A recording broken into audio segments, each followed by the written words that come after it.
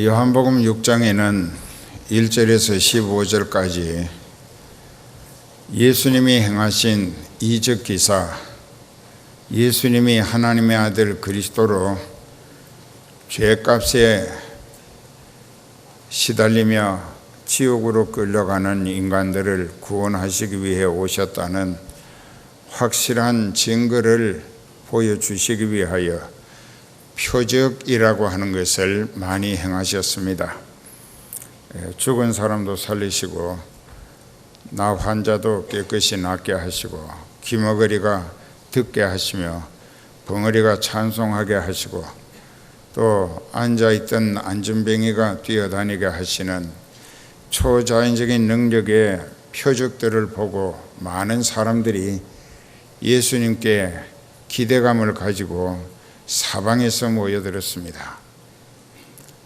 그때 예수님이 제자들에게 이 사람들이 나를 따라다닌 지가 사흘째라.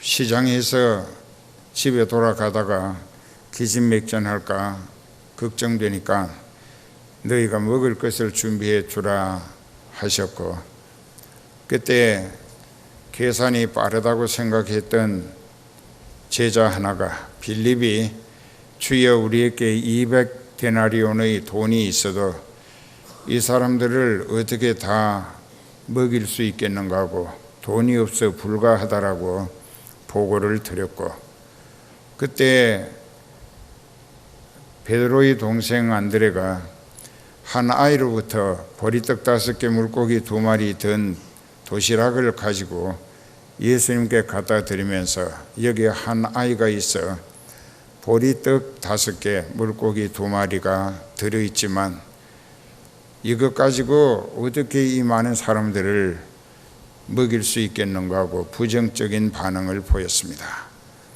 그러나 예수님은 그 제자들을 시켜서 이 무리들로 50명 혹은 100명씩 무더기를 지어 앉게 하라. 그리고 앉고 나니까는 예수님이 한 아이가 드린 보리떡 5개 물고기 2마리로 하나님 앞에 감사하는 기도를 드렸습니다. 축사하시고, 그리고 예수님이 왼손에 도시락을 들고 오른손으로 그 떡을 떼서 제자들에게 주시면서 이걸 이 많은 사람들이 다 배불리 먹을 수 있도록 계속 배달해라 하셨고, 제자들은 축사하신 이후 보리떡 또 물고기 생선이었지만은 그것은 신비의 떡이 돼서 신비의 양식으로 예수님의 손에서 줄어지지 아니하는 신비한 능력을 체험하면서 그 많은 사람들이 모두가 다 배불리 먹었습니다. 그리고 나중에는 배가 너무 불러서 손에 아직 남아있는 조각을 잔디 밭에 앉아 먹었는데 다 내던졌습니다. 예수님은 제자들을 부르시고 저들이 실컷 먹고 버린 조각을 하나도 남기지 말고 다 주워 모아 오너라. 그래서 제자 하나가 바구니 하나씩을 들고 먹다 버린 떡 조각을 주워 모아 왔는데 12제자니까 12바구니에 가득하더라 했습니다. 여기서도 우리는 그 한 아이, 어머니가 가난한 살림살이에 그 아이가 예수님의 말씀을 듣기 위하여 예수님 계시는 곳을 찾아가겠다고 했을 때 그 엄마는 가난했기에 가장 영양가가 낮고 값이 싼 보리떡 5개, 그 보리떡이라고 하는 것은 보리를 물에다가 불 커 가지고 껍질채로 절구에 찧어 가지고 그 껍질이 실처럼 찢겨진 채로 보리 아래 섞여 있는 것을 보재기로 쪄서 먹게 하는 것이 보리떡입니다. 그러니까 껍질채로 먹는 겁니다. 가장 가난한 사람들의 양식이었습니다. 그러니까 생선은 바다에서 잡은 게 아니고 또랑에서 잡은 물고기에 아주 조그마한 피레미 같은 2마리 그랬는데 자기가 먹을 생각을 하지 아니하고 예수님의 걱정을 듣고 어느새 그 아이의 마음은 그 말씀에 사로잡혀서 예수님에 대한 신비적 기대감이 잔뜩 부풀어 있었고 그 부풀어 있었던 기대감 때문에 자기가 굶을 각오를 하면서까지 자기 먹을 몫을 예수님 걱정을 위해 드릴 수 있었던 것입니다. 우리는 목회하면서 목회자로서 내 자신이 하나님 말씀대로 깨닫고 또 성령에 이끌리며 쓰임 받는다는 과정에서 나라고 하는 존재는 송두리째 예수님의 것이라. 그분이 내게 맡기신 것은 그분의 뜻을 이루는데 선하게 사용해 달라고 맡기신 줄 알고 지금까지 그것을 가지고 복음 전하면서 영을 살리는 일에 애써 왔습니다. 그런데 그 양떼들 중에 죽은 목숨을 옛날에 죽었을 것인데 지금도 멀쩡하고 건강하게 여기 앉아 있습니다. 자기 인생이 한 20-30년 전에 40년쯤 전에 죽었을 것인데 하나님이 다시 살리신 이유가 목적이 기대가 무엇이셨을까 생각도 안 해보는 거예요. 그런데도 지금도 건강하게 살면서 혹시 동산에 봉사하러 가지 않겠느냐면 곤란한데요. 너를 살리시니가 누구냐? 벌써 썩어서 흙이 되어버려 있을 존재가 하나님이 살리심으로 다시 살아있는데 그렇게 할 수 있겠는가? 그래서 현대판 교인들, 교회 다니는 신자라고 하는 사람들의 그 의식 또 생태, 즉 삶의 태도, 참 신앙인의 눈으로 볼 때는 저럴 수가 있나 참 한심하고 미련하고 어리석다. 하나님이 말씀하시는 대로 순종하는 것이 하나님이 살리실 의무를 부여하는 것이 됩니다. 알아듣습니까? 하나님이 하지 말라 하시는 것을 안 하는 것이 하나님이 살리실 책임이 보장되는 거예요. 그러니까 우리는 말씀을 순종하면 살고 거역하면 죽습니다. 왜 죽느냐? 하나님으로부터 버림받기 때문에 육이 된다. 이 신학적 용어는 육이라고 합니다. 버림받는다. 버려지면 죽습니다. 그 나무 가지도 버들이 물이 올라서 버드나무 가지가 잎이 피고 싱싱하게 바람이 춤을 추며 자라고 있는데 가지를 누군가 꺾어가지고 이렇게 가지를 꺾어서 앞뒤를 자르고 이 베베를 털어가지고 껍질만 통째로 속을 뽑아내고 한쪽 가해를 칼집을 내가지고 입에다 대고 버들 피리를 만들어 붑니다.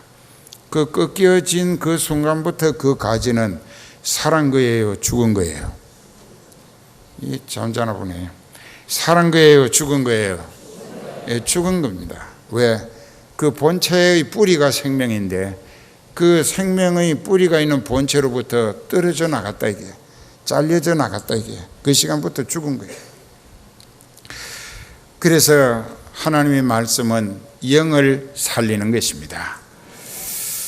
그런데 오늘 우리가 이 오병이어의 기적을 행하시고 그날 저녁 때에 16절부터 보면 요한복음 6장에 예수님께서 제자들에게 배를 타고 먼저 가버나움으로 갈릴리 바다를 건너가라 하셨어요. 그때 그 배에 예수님이 타시지 않는 것을 기적의 신비의 떡을 먹은 무리들이 다 봤습니다. 그리고 이제 이 배가 한 10리쯤 바닷가로 들어갔을 때에 갑자기 풍랑이 일더니 배가 상당히 목적지로 계속 저 나아가기가 힘들게 생겼습니다. 그래서 제자들은 주로 어부들이었기 때문에 그래도 자기네들의 기술과 또 경험과 상식을 동원해서 체력을 다해 목적지로 가려고 애를 썼지만은 이 배가 전진하지를 않습니다. 바람이 밀리고 그래서 물결이 일어납니다. 상당히 위기가 조성되고 있을 때에 그들은 자기네들의 기술과 또 경험과 상식, 노력에 집중해 가지고 배를 어떻게 육지 부처에 살겠다고 생각을 했는데 몸부림치고 있는데 예수님이 물 위로 걸어오시는 거예요. 그 파도를 밟고 물 위로 걸어오시는 거예요. 이 중에서 눈이 둥그레지는 사람은 성령을 못 받은 사람이에요. 안 믿어진다는 반응이에요. 그러나 고개를 끄덕이는 사람은 믿어진다는 증거인데 믿어지는 것과 안 믿어지는 것의 차이에 대해서 오늘 그 말씀이 어떻게 작용하시는가, 반응하시는가 이제 잘 깨달아야 할 것입니다. 예수님이 물 위로 걸어가신다. 또 예수님은 처녀 마리아의 몸에서 동정 탄생하셨다. 이 목사님 중에도 못 믿는 사람들이 있다고요. 왜냐하면 그 세상 지식을 가지고 그 자기 나름대로의 두뇌로 아무리 분석을 해봐도 이해가 안 된다 이게. 그러니까 자기가 기준이에요. 쥐꼬리만큼 아는 그 형편없는 지식이나 상식이나 두뇌를 가지고 그걸 기준으로 하나님까지 재어보아서 하나님을 이해하려고 하니까 이해될 턱이 없어요. 그래서 이제 우리는 여기서 제자들이 놀랐습니다. 그리고 이 제자들이 유령인가 누구신가 해서 놀라가지고 두려워하는 눈으로 지켜볼 때에 예수님이 내니 두려워 말라. 내니 두려워 말라. 그리고 배에 오르시고 그 배는 순풍에 목적지 가버나움까지 아주 쉽게 갈 수가 있었습니다. 그런데 이튿날 해가 뜨고 날이 샜는데 어제 떡 먹던 디베랴 언덕에 그 바로 밑에 바닥은 얕은 산이 경사가 완만한 데가 아마 한 6, 7천 평 되더라고요. 지금은 그게 알몬드 농장입니다. 근데 거기에 이제 이 사람들이 어제 떡 얻어먹은 사람들이 사방에서 모여드는 거예요.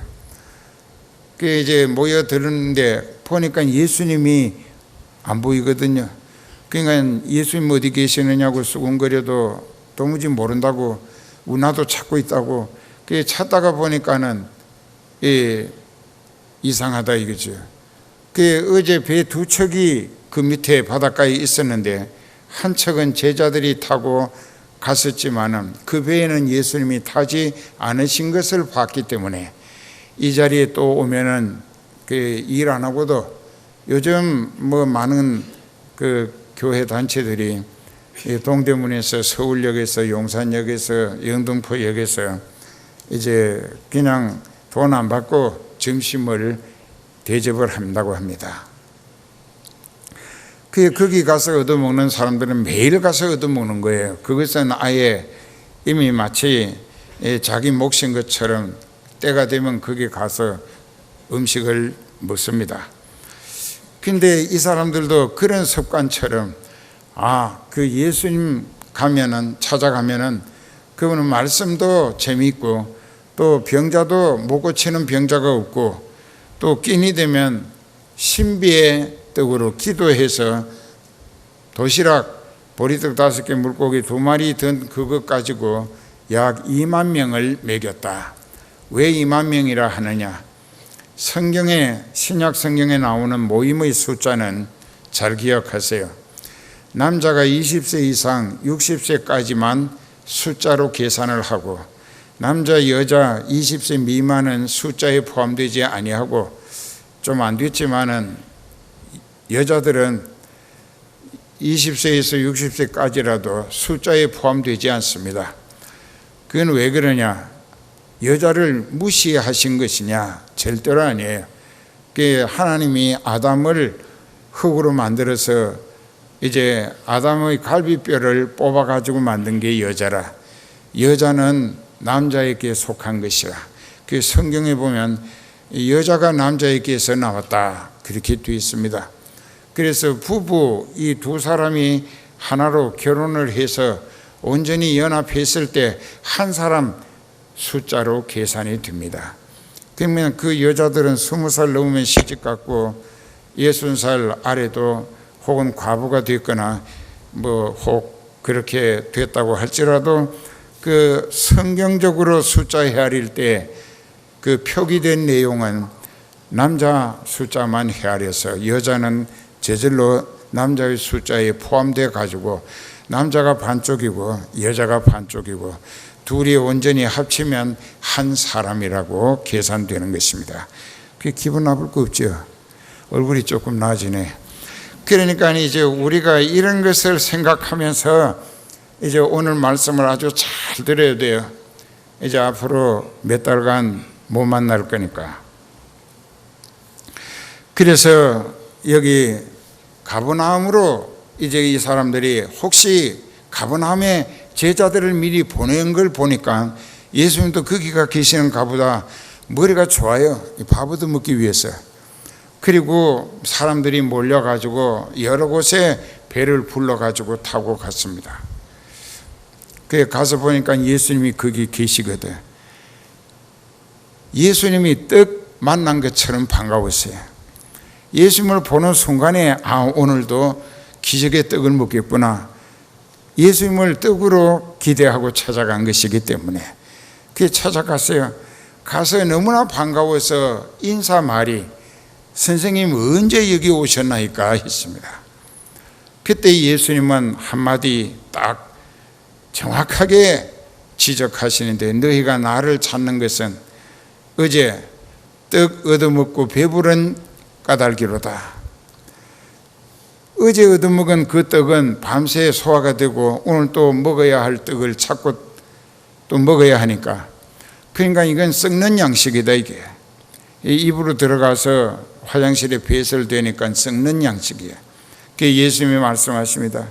너희가 썩는 양식을 위하여 이렇게 쫓아다니거나 수고하지 말고 내가 주려고 애쓰는 영생하는 양식, 영원히 사는 양식을 위하여 일하라. 그러면 영생하는 양식이 뭐냐? 그들이 물었습니다. 우리가 어떻게 하면 되냐? 아들을 보고 믿는 자는 그 속에 영생이 보장된다.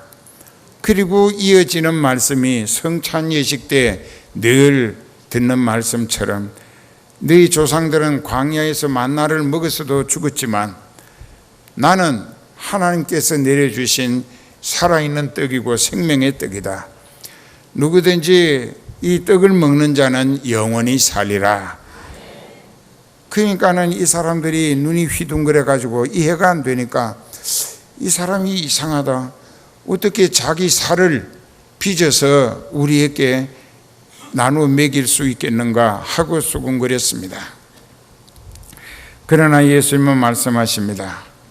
나는 하늘로서 내려온 산떡이니 이 떡을 먹는 자는 영원히 살리라 하시면서 이 제자들이 수군거림을 아시면서 말씀하십니다. 이 성찬 예식의 의미가 이 포도주는 예수님의 피를 기념하는 것이고 떡은 예수님의 몸, 그 살을 기념하는 것이다. 그 성찬 예식의 중요성을 거기서 일깨워 주셨습니다. 그리고 나서 이제 이 예수님이 쭉 이제 말씀하신 그 가버나움에서 만난 무리들에게 하나님의 보내신 자를 믿는 것이 하나님의 일을 하는 것이고 아들을 믿는 자는 그 속에 영생을 가졌다.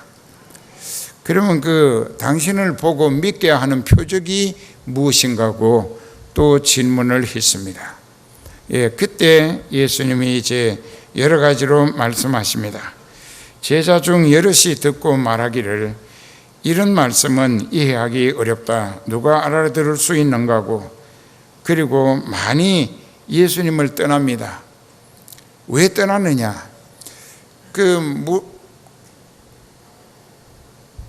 디베랴 벌판에 찾아가서 떡 얻어 먹겠다고 예수님을 찾았던 그들이 거기 안 계심을 알고 제자들만 배 타고 가버나움으로 보내신 것을 뒤늦게 형광등처럼 머리가 깨우쳐져서 제자들을 먼저 보내셨으니까 거기 계시겠구나. 그래서 글로 찾아가서 너무 반가워서 선생님 언제 여기 오셨습니까? 했는데 예수님의 말씀은 냉담하게 너희가 나를 찾는 까닭은 어제 떡 얻어먹고 배부른 연고로다. 썩는 양식을 위하여 애쓰고 쫓아다니는 수고할 것이 아니라 영생하는 생명 양식을 위하여 하라. 그 말씀은 아버지 하나님의 진리의 말씀이다. 제자 중 여럿이 듣고 말하기를 이 말씀은 어렵다 누가 들을 수 있느냐 한데 예수께서 스스로 제자들이 이 말씀에 대하여 수군거리는 줄 아시고 이 말이 너희에게 걸림이 되느냐 즉 이해하지 못하고 걸려버렸느냐 그러면 너희가 인자의 이전이 있던 곳으로 올라가는 것을 볼 것 같으면 어찌하려느냐 즉 예수님이 대속의 희생양으로 죽임당하시고 약속대로 사흘 만에 되살아 부활하시고 또 40여일간 제자들에게 여러 차례 만나 주시고 그리고 감람산 꼭대기에서 두 천사에게 떠받쳐서 구름을 뚫고 하늘나라로 올라가시는 이 이야기를 미리 하시는 것입니다. 인자가 이전에 있던 하늘나라로 올라가는 것을 보게 될 때도 못 믿겠느냐 그 얘기입니다. 이 말씀을 이때 왜 하셨느냐 내가 너희에게 일러주는 말씀 생명의 말씀 진리의 말씀 구원의 복음의 말씀을 듣고 믿고 회개하고 성령 받아서 순종하며 하늘나라 들어갈 수 있게 될 믿음의 자격을 갖추라고 일러주는 것이다 그 말씀입니다. 예수님이 말씀하시는 그 말씀의 궁극적 기대와 목적이 이 말씀을 듣고 믿고 회개하고 거듭나고 성령 받고 성령에 이끌려 쓰임받다가 하늘나라에 들어가는 것이다. 그 얘기를 힌트를 주시는 겁니다. 그러면서 63절에 살리는 것은 영이니 육은 무익하니라. 내가 너희에게 이르는 말이 영이요 생명이라. 하나님의 말씀은 영을 살리는 생명의 말씀이라. 그래 그것이 진짜로 가능한가? 그 다음에 이제 보면은 또 가라사대 이러함으로 전에 너희에게 말하기를 내 아버지께서 오게 하여 주지 아니하시면 누구든지 내게 올 수 없다 하였노라 하시니라. 여기 44절에 보면은 이 44절에 요한복음 6장 나를 보내신 아버지께서 이끌지 아니하시면 아무라도 내게 올 수 없고 자 이제 하나님께서 나를 택하셨다. 그리고 진리의 교회로 이끌어 가시고 거기 세워서 하나님이 성령의 도구로 붙들어 쓰시는 목자를 통하여 성령이 말하게 하시는 그 말씀을 듣게 될 때에 그 성령이 깨닫게 하신다 이게. 그런데 깨닫게 하심을 받은 사람은 믿어지게 되어 있습니다. 믿어지는 사람은 회개하고 하나님께 자기 인생을 의탁하면서 하나님의 뜻에 따라 말씀과 어떤 지시의 명령에도 아멘으로 순종하게 된다는 것입니다. 왜 그 인생이 전날에는 육체가 자기 인생의 전부로 알고 육체의 본능이 요구하는 대로 죄도 짓고 사기 협잡도 하고 깡패 노릇도 하고 못된 짓을 했다 이게. 그러나 이제 성령으로 진리를 깨닫게 하시고 또 성령이 회개시키심으로 예수 그리스도의 이름으로 죄를 용서받고 예수님 안에 들어가서 말씀에 순종하고 성령에 이끌리며 하늘나라 가는 목적으로 살게 되니까 하늘나라 가는 것이 궁극적 목적이라. 거기 들어가기 위해서는 아무리 힘들고 어려운 일이라도 하나님이 하라 하시면은 천국을 포기할 수 없어서 순종할 수밖에 없는 것이 영적 체질 신앙이고 그것을 믿어지는 믿음이라고 하는 것입니다. 그랬을 때 이제 시몬 베드로가 예수님과의 대화가 나옵니다. 66절에 보면 이름으로 제자 중에 많이 물러갔어요.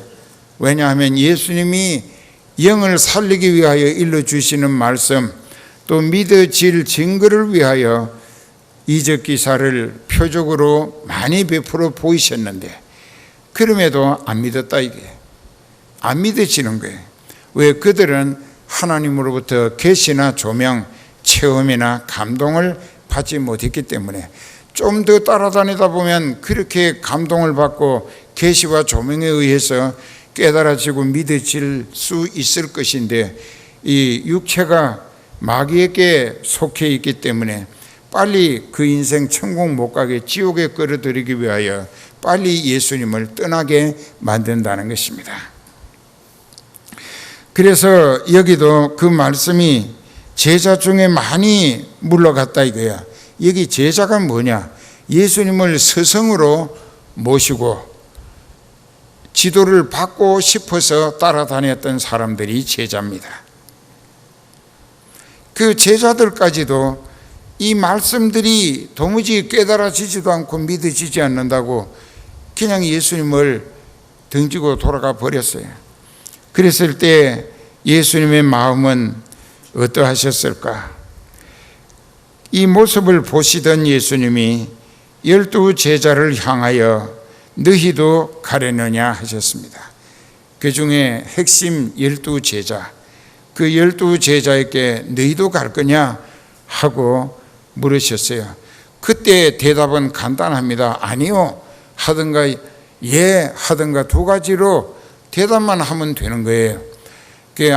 떠나고 싶지 않으면 아니요 하면 되고, 떠나고 싶으면 네 하고 가버리면 그만인데, 그때 68절에 시몬 베드로가 뭐라고 했느냐? 주여 영생의 말씀이 계심에 우리가 네게로 가오리까.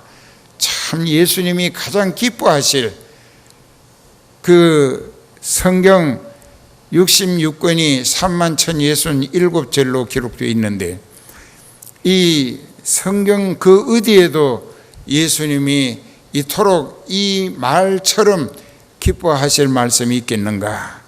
영생의 말씀이 주께 있사온데 우리가 누구에게로 가겠습니까?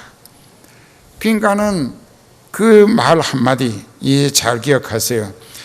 우리가 주는 하나님의 거룩하신 줄 알고 믿고 알았삼나이다. 여기 믿고 알았삼나이다. 이제부터 잘 들으세요. 이제 헬라어를 조금 공부하시겠습니다. 페피스튜카멘, 페피스튜카멘, 카이 에그노 카멘. 혀가 잘 안 돌아가죠. 뭐 안 돌아가도 괜찮아. 금방 잊어먹어도 괜찮아. 그러나 그 뜻은 잊어먹으면 안 돼. 그 뜻이 뭐냐고 하면은 이제 페피스튜카멘이라고 하는 것은 믿었더니 알게 되더라. 믿음이 알게 하는 결과를 주더라.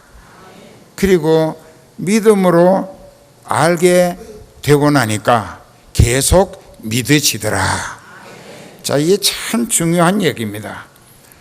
믿고 알았삼나이다.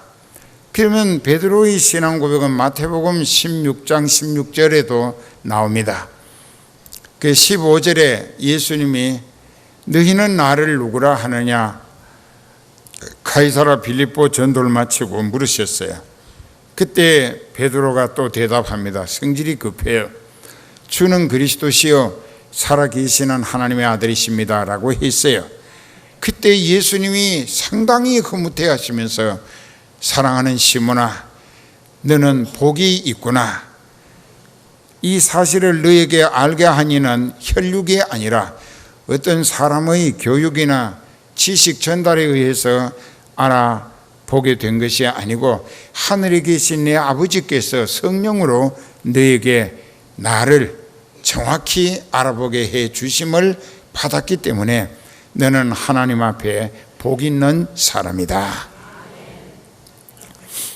그래서 베드로는 성령의 계시로 말미암아 예수님을 알아보는 고백을 했어요. 여기도 똑같습니다. 그렇기 때문에 이제 예수께서 이 시몬 베드로의 말, 영생의 말씀이 주께 계시온데 우리가 어디로 가겠습니까?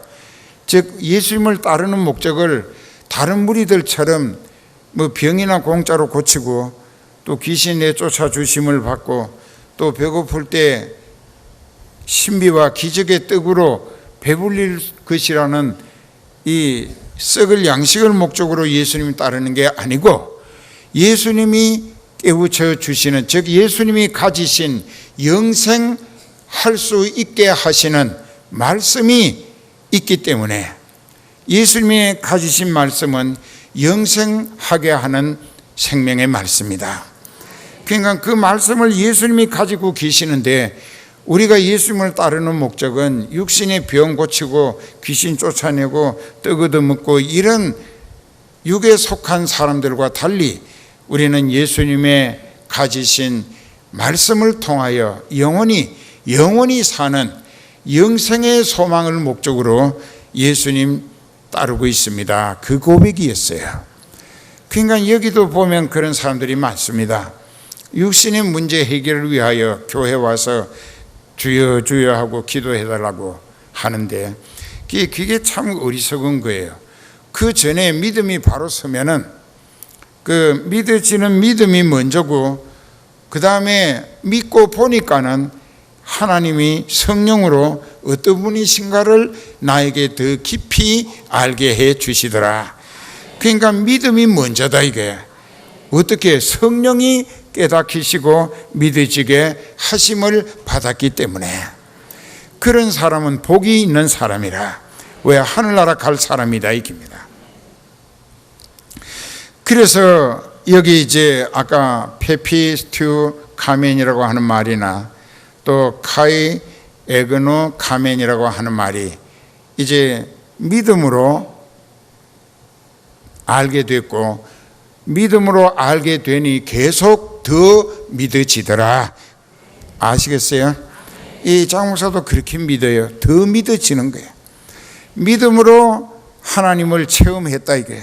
믿음으로 체험하고 또 성령이 계속 하나님을 알게 해 주심을 더 많이 알게 되고 나니까 하나님이 더 깊이 믿어지더라.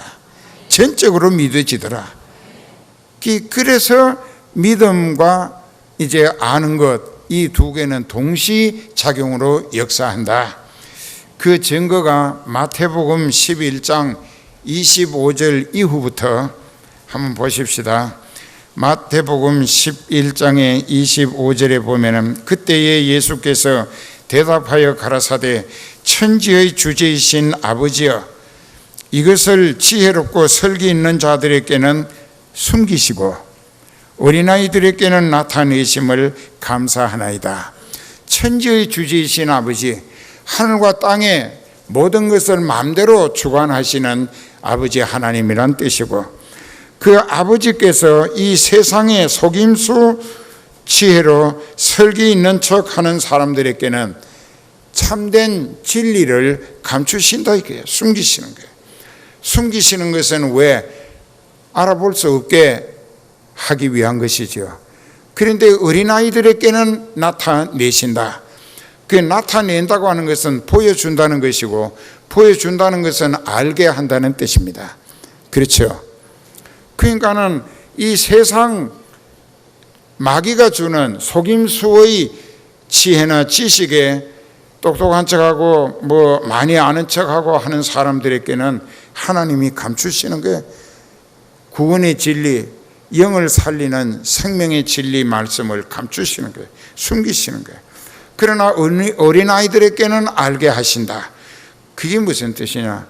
이 교회 나와 가지고 세상적인 조건을 가지고 자기가 뭐 대학을 하고 대학원을 하고 또 뭐 무슨 박사 학위를 하고 어쩌고 뭐 어떤 사람은 박사학위를 굉장히 많이 가졌더라고요. 근데 그 박사학위 같은 걸 가지고 자기를 거기다가 자기라고 하는 존재를 결부시켜서 행세하려고 드는 사람들을 예수님은 가장 싫어하십니다. 왜? 그 인생의 꾀는 가장 죄악 세상 밑바닥에서 십자가 형틀에 못 박혀 죽임당하신 예수님을 알아볼 리가 없기 때문에, 그래서 그런 사람들에게는 아예 내놓지도 않는다 이겁니다. 숨겨둔다. 그러나 어린아이들은 솔직하고 순진하고 아주 순수합니다. 진실됩니다.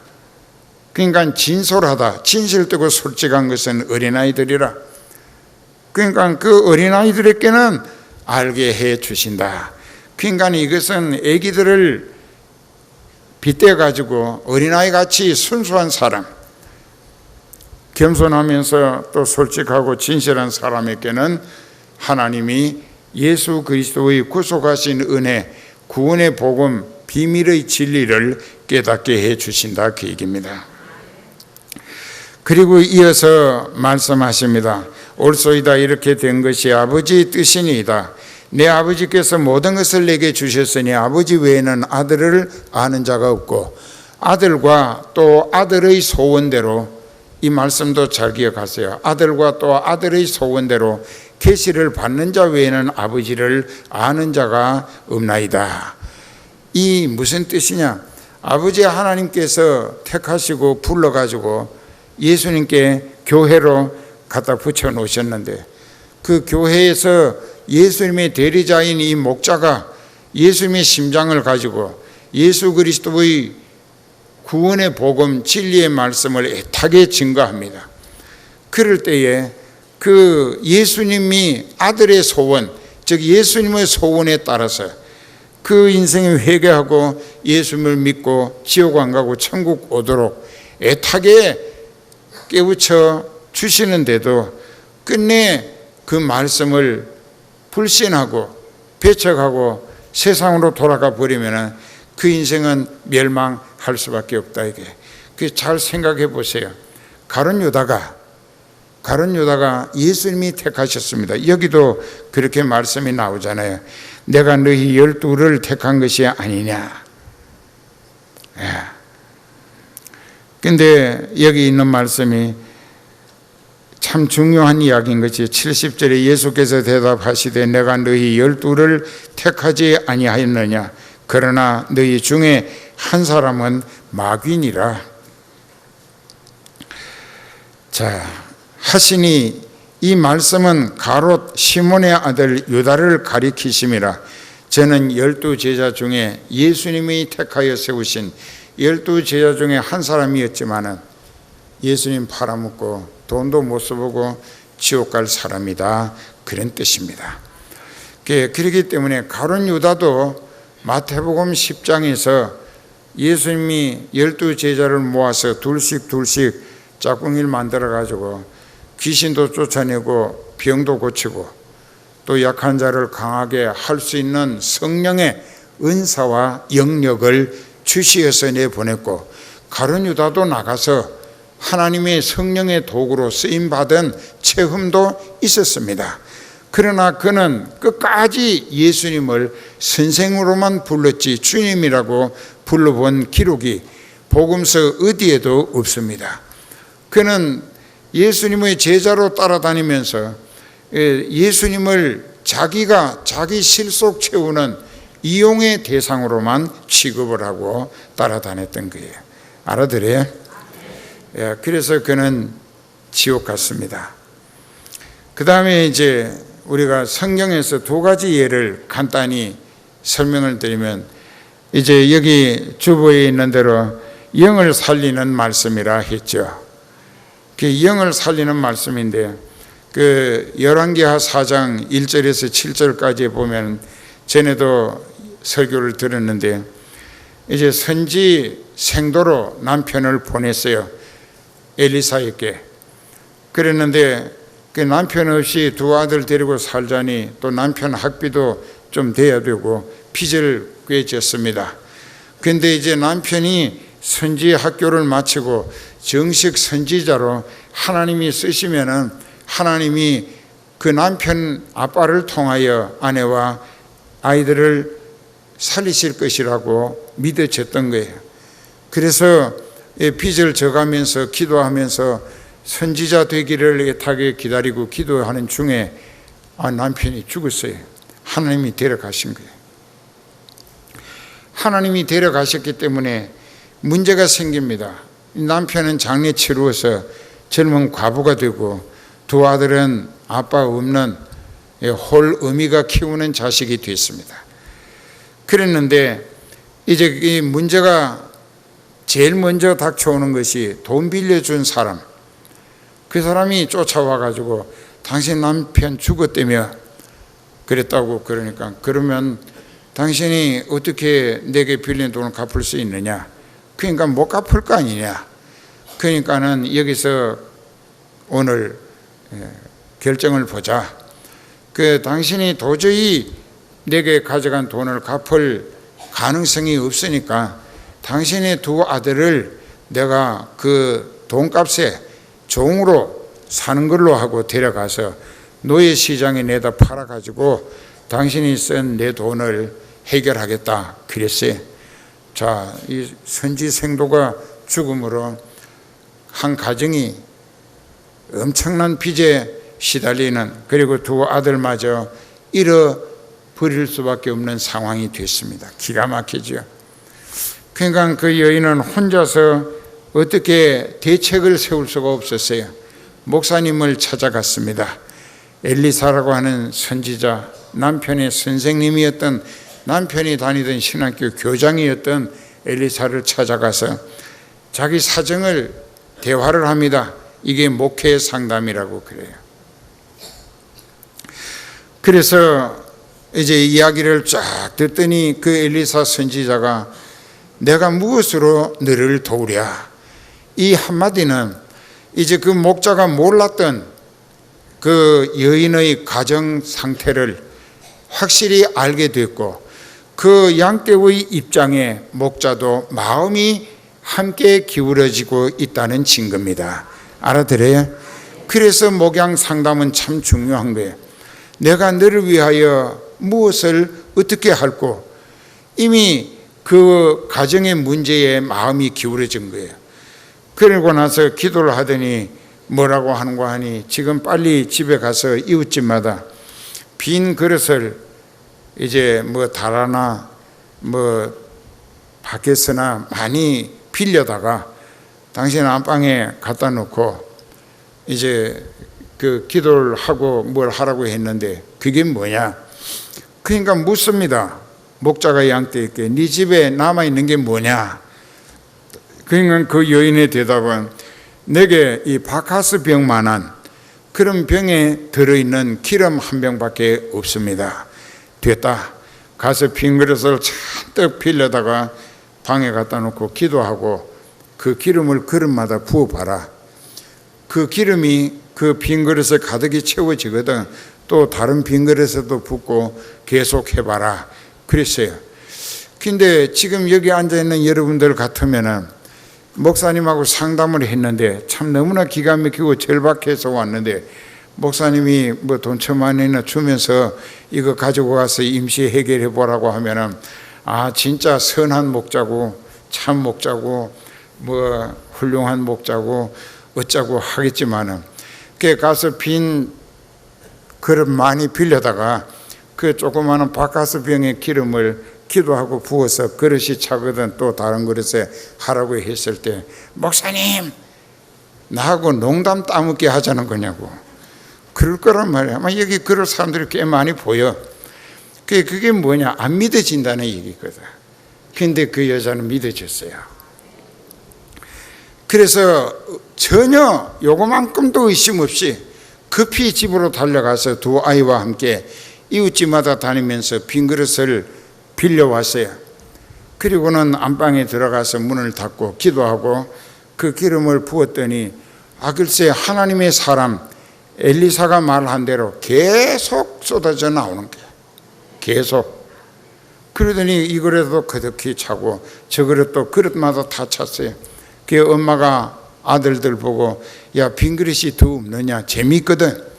그러니까 빈 그릇이 더 없느냐 하니까 어머니 그릇마다 기름이 가득가득 찼습니다 하니까 병에 기름이 딱 묻더라 이게.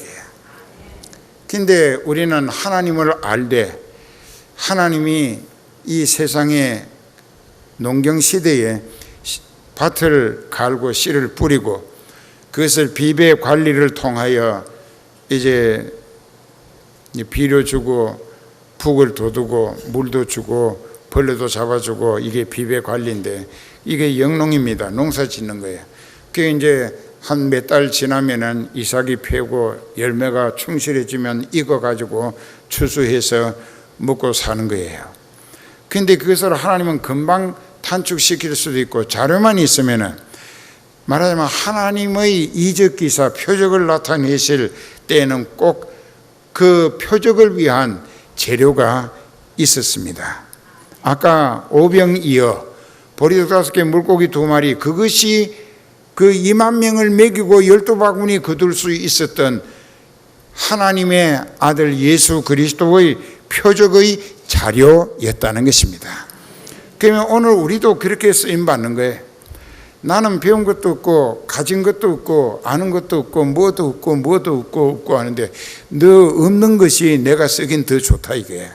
왜? 내 걸로 채워 쓸 수 있으니까. 하나님 알아들어요? 그러니까 교회 나올 때 뭐 나는 배운 게 없다, 아는 게 없다, 뭐 가진 게 없다, 집도 없다, 뭐도 없다 그게 하나님은 더 환영하신다 이게. 뭘 좀 가지고 나오게 되면 그게 그 가진 것 때문에 하나님하고 맞서고 또 하나님이 주시고자 하시는 것을 미꾸라지 모양으로 요리 빠지고 조리 빠지고 해가면서 거부한다 이게. 그러면 그 사람은 세상적으로 배웠던 거 가졌던 거 그것들이 오히려 영원히 살게 하시는 생명의 말씀을 믿고 따르기에는 장애 요소가 될 수 있더라. 이제 이렇게 해서 살리는 것은 영이니 육은 무익하다. 그러니까 그 가정이 말이에요. 그 엄마가 기름이 꽉꽉 찼는데 너무나 기뻐서 뭐 웬만한 당찬 여자 같으면은 아들 보고 야, 저 시장에 가서 기름집에 사장 좀 불러와라. 이 기름은 신비의 기름이다. 이건 하나님이 주신 신비로운 기름이기 때문에 보통 기름보다는 10배나 더 받고 팔아야 한다고. 그랬을지도 몰라요. 그러나 이 여인은 참 진실된 믿음이 있었고 순종할 수 있었던 것은 그 여자가 성령을 모신 믿음이었기 때문이라는 것입니다. 그 성령의 계시와 조명 체험과 감동이 믿어지게 한 거예요. 엘리사의 말을 믿어지게 한 거예요. 여러분들 중에도 이 목자를 통하여 주시는 성령이 태어나게 하시는 하나님의 말씀을 들을 때 거기에서 믿음으로 받아들이는 사람도 있고 이 말씀은 좀 이해가 안 된다고 곤란하다고 그리고 그 말씀을 쩔레쩔레하고 에이멘이 아니라 노멘하고 가버리면 그 인생은 더 고생해야 돼요. 더 비참해졌을 때 그때 밑바닥에 엎어져 가지고 아, 하나님의 말씀이 영을 살리는구나 뒤늦게 깨달을 수 있다 이게. 그러니까는 오늘도 이 말씀을 들을 때 여러분 그 여자처럼 믿어야 하는 거예요. 그 믿음으로 행하는 것은 하나님이 말씀하셨고 그 하나님의 말씀은 반드시 말씀하신 대로 책임져 주실 것을 믿었던 거예요. 그러니까 하나님의 인격을 믿은 거예요. 존재와 인격을. 그래서 믿고 했더니 순종했더니 그래서 이 아주머니가 엘리사를 찾아갔어요. 말씀대로 했더니 거기 가서 보고 드립니다. 말씀대로 순종했더니 그릇마다 기름이 가득가득 찼는데 이제 어떻게 하면 됩니까? 하고 물었어요. 그러니까는 목자가 윗은 내다 팔아가지고 빚부터 갚고 남은 것 가지고 두 아들과 함께 먹고 살아라. 영육간에 사는 것이라.